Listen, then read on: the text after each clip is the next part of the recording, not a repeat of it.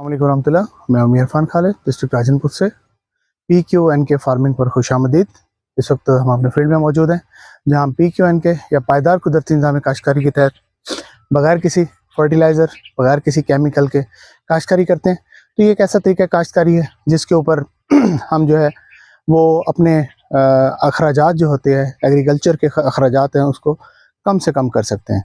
देखें आजकल का जो दौर चल रहा है इसके अंदर आमदन तो फार्मर के इख्तियार में रही नहीं, क्योंकि जब वो फसल तैयार कर लेता है तो मंडी में उसका रेट नहीं लगता, और अगर रेट होता है तो फसल नहीं होती। तो उस सूरत के अंदर जो है फार्मर अमूमन घाटे में जा रहा है और मुसलसल पिछले 4-5 साल से यही पोजीशन चल रही है।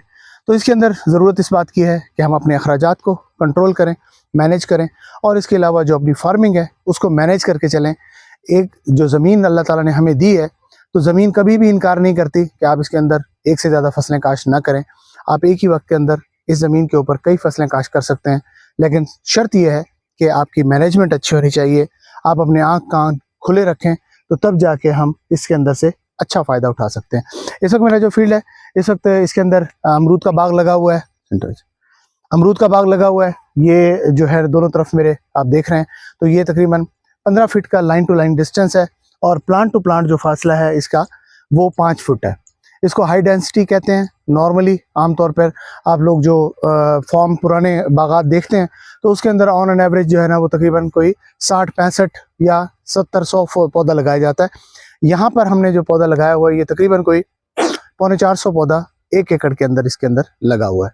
1.5 एकड़ का ये सब बाग है जिसके अंदर मजमूई तौर पे 750 प्लांट लगा हुआ है। कुछ मोर्टेलिटी हुई जिसको हमने रिप्लेस कर दिया, लेकिन स्पेस की बात की जाए, जगह की बात की जाए, तो जगह को यूटिलाइज किया हमने 750 पौधा इसके अंदर लगाया है।